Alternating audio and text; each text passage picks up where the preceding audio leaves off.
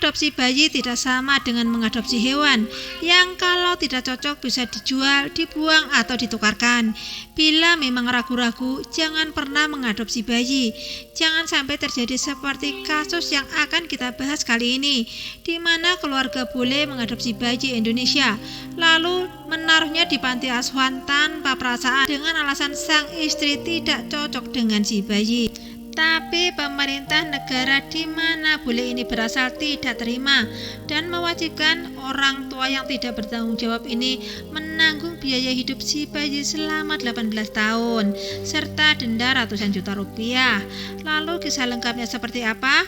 Ayo kita simak bareng-bareng, tapi jangan lupa tolong dibantu subscribe-nya ya sob. Terima kasih.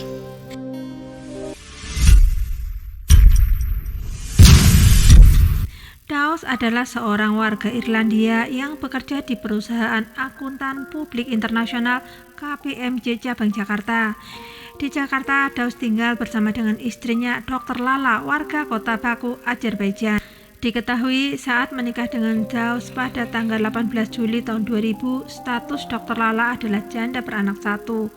Anak Lala juga ikut tinggal di Jakarta. Setelah di Jakarta pada tahun 2001, Lala berupaya untuk mengikuti program kehamilan, tapi Lala tidak juga kunjung hamil. Pasangan ini lalu memutuskan untuk mengadopsi seorang anak Indonesia. Proses adopsi diurus oleh Juniarti, seorang wanita Indonesia yang menikah dengan pria Amerika. Juniarti mendapatkan bayi itu dari ibu Rusdiana. Rusdiana dikenal sebagai orang yang bisa menyediakan bayi-bayi untuk diadopsi. Dawes dan Lala mengurus keabsahan adopsi melalui Pengadilan Negeri Jakarta Selatan. Anak itu lahir pada tanggal 26 Juni 2001. Semua persyaratan adopsi sudah dipenuhi. Pada bulan Agustus 2001, bayi itu resmi diadopsi serta menjadi anak dari pasangan Dawes dan Lala, termasuk terdaftar di Dewan Adopsi Negara Irlandia. Secara otomatis bayi itu adalah warga Irlandia. Bayi itu diberi nama Tristan Joseph Dawes. Saksi adopsi adalah Ibu Rosdiana dan Suryani sebagai ibu kandung sang bayi. Untuk biaya adopsi itu, keluarga Dawes mengeluarkan uang sebesar 20 juta rupiah. Seharusnya antara Lala sebagai ibu dan Tristan terhubung erat secara emosi, tapi kenyataannya berbeda. Menurut Lala, Tristan adalah bayi yang sangat rewel dan Lala merasa tidak bisa dekat dengan Tristan secara batin. Dawes dan Lala sempat berkonsultasi pada seorang psikolog, dan menurut psikolog, bila adopsi diteruskan, kedepannya akan tidak baik untuk Tristan. Seiring berjalannya waktu, tiba-tiba Lala pun hamil. Saat itu usia Tristan 18 bulan. Dawes dan Lala mulai sering menghubungi panti asuhan Immanuel di Bogor. Pada tahun 2003, saat Tristan berusia 2 tahun, orang tua angkatnya menitipkan Tristan ke panti asuhan itu dengan alasan Lala tidak cocok dengan Tristan. Tinggal di lingkungan yang baru membuat Tristan kebingungan dan sangat sedih. Bocah yang hanya bisa berbahasa Inggris itu terus-terusan menangis dan memanggil mama papanya. 7 bulan setelah menitipkan Tristan di panti asuhan, Dawes dipanggil kembali untuk bertugas di kantor KPMG Azerbaijan. Dawes sekeluarga pulang dan tentu saja tanpa Tristan. Sesampai di Azerbaijan, Dawes dan Lala langsung mengurus surat permohonan pembatalan adopsi kepada Dewan Adopsi dan ke pengadilan. Tapi permohonan itu ditolak mentah-mentah oleh pengadilan dan oleh Dewan Adopsi. Justru Dawes dan Lala dianggap telah menelantarkan anak mereka sendiri. Hal itu menjadi berita yang sangat besar dan hangat di Azerbaijan. Semua memandang negatif kepada keluarga Dawes. Orang-orang menganggap Dawes dan Lala sebagai orang tua yang tidak bertanggung jawab. Pemerintah Irlandia pun ikut-ikutan turun tangan. Melalui kedubes Irlandia yang berada di Singapura, mereka melacak keberadaan Tristan di panti asuhan Immanuel Bogor. Duta Besar Irlandia pun meminta tolong pada Departemen Dinas Sosial Republik Indonesia untuk mengusut keberadaan Tristan, dan Dinas Sosial langsung turun ke panti asuhan Immanuel untuk memeriksa kelengkapan dokumen adopsi milik Tristan.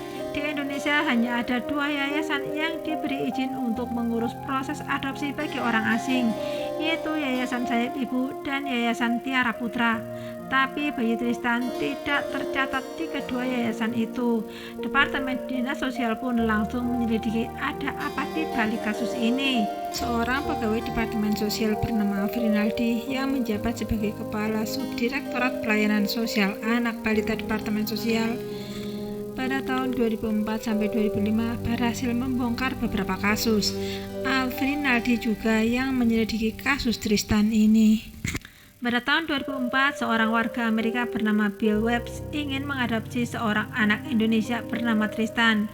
Hal itu sangat janggal, sebab bocah bernama Tristan sudah diadopsi oleh Daos, warga Irlandia. Saat diselidiki lebih dalam oleh Afrinaldi, didapati Tristan berada di sebuah panti asuhan di Bogor dan berganti nama menjadi Erwin. Saat itu seorang jurnalis dari Irlandia juga datang untuk mengetahui anak-anak Indonesia yang diadopsi oleh warga Irlandia, termasuk kasus Tristan yang saat itu beritanya sedang panas-panasnya di negara Irlandia. Sang jurnalis juga menunjukkan surat putusan pengadilan tentang adopsi Tristan. Di sana tertulis nama Suryani sebagai wanita yang melahirkan Tristan, juga Rosdiana sebagai saksi adopsi. Afrinaldi sangat ingin tahu siapakah Rosdiana ini. Afrinaldi menyamar sebagai orang kaya yang ingin mengadopsi bayi dan menemui Ibu Rosdiana. Oleh Ibu Rosdiana, Afrinaldi dipertemukan dengan Imung, seorang ibu yang sedang hamil tua. Anak yang dikandung Imung kelak yang akan diadopsi oleh Afrinaldi. Rosdiana menyarankan agar Afrinaldi memberi uang pada Imung untuk membeli aneka vitamin-vitamin agar kelak bayinya sehat dan pintar. Lalu disepakati Afrinaldi wajib menyerahkan uang 50 juta rupiah untuk biaya adopsi bayinya Imung itu. Saat bayi lahir pun tiba, Afrinaldi datang untuk mengambil sang bayi. Afrinaldi datang dengan seorang polisi yang menyamar.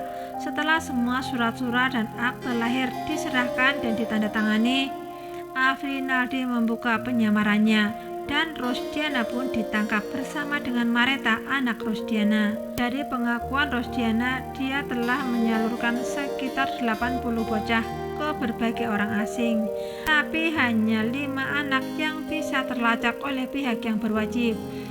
Dalam perkembangan kasus ini, kepolisian Polda Metro Jaya berhasil menangkap 4 orang pelaku, 1 Rosdiana, 2 Mareta, anak Rosdiana, 3 mantan pegawai Yayasan Sayap Ibu yang sudah dipecat, 4 Juniarti, seorang penyalur. Juniarti adalah istri dari bule Amerika. Lalu bagaimana cara Rosdiana mendapatkan Tristan? Pada tahun 2001, Suryani yang sedang hamil besar pingsan di pinggir jalan. Saat itu dia ditolong dan dibawa ke klinik oleh orang-orang yang melihatnya. Ternyata saat itu ketuban Suryani sudah pecah dan Suryani siap melahirkan. Lahirlah bayi laki-laki. Saat itu Suryani sama sekali tidak punya uang untuk biaya, dan datanglah Rosdiana yang akan menolong melunasi seluruh biaya-biaya persalinan dengan syarat bayi Suryani akan diambil oleh Rosdiana dan akan diadopsi oleh pasangan yang kaya raya. Tiap kali ada wanita miskin yang hamil dan kesulitan biaya, serta yang anaknya diincar oleh Rosdiana, Rosdiana berpesan agar Suryani dan ibu-ibu miskin yang lain jangan cemas dan jangan khawatir tentang masa depan si bayi, sebab sudah diadopsi oleh orang kaya yang diakui sebagai famili dari Rosdiana. Setelah bayi diambil Rosdiana, biasanya si ibu bayi akan diberi uang dari 200 sampai 500 ribu. Dokumen adopsi diurus oleh mantan pegawai Yayasan Sayap Ibu yang sudah dipecat. Mereka bisa mendapat uang mulai dari 20 hingga 50 juta setiap anak yang diadopsi. Komplotan ini bisa mendapat uang mulai dari 20 hingga 50 juta setiap adopsi. Lalu bagaimana dengan nasib bayi Tristan? Pihak pengadilan Irlandia sangat peduli pada bocah kecil ini. Pengadilan mewajibkan keluarga Daos untuk bertanggung jawab terhadap hidup Tristan. Pengadilan menyatakan Daos dan Lala telah melanggar kewajiban sebagai orang tua dan diwajibkan membiayai hidup Tristan sampai berusia 18 tahun. Tristan memperoleh lamsam sebesar 220 juta dan memperoleh uang 3 juta rupiah setiap bulan selama 18 tahun. Dan Tristan juga berhak atas warisan yang dimiliki dimiliki oleh keluarga Daus. Pada tahun 2005, polisi berhasil melacak keberadaan Suryani ibu Tristan di Desa Debong Wetan, Kabupaten Tegal, Jawa Tengah. Pada tahun 2005 itu, Tristan dipertemukan dengan ibu kandungnya dan terus tinggal bersama ibu kandungnya sampai sekarang. Tahun 2019, Tristan sudah lulus sekolah SMK. Pada tahun 2020, Tristan ditemui oleh jurnalis asal Irlandia. Tristan mengaku dia tetap berhubungan baik kepada Daus, mantan ayahnya. Bahkan Daus selalu mengucapkan selamat ulang tahun setiap hari ulang tahun Tristan tiba. Sedangkan Lala tidak pernah sama sekali. Tristan mengaku dia sama sekali tidak ingat apa-apa saat kecil. Yang dia tahu ibunya adalah Suryani dan tidak ingin dipisahkan dengan ibu kandungnya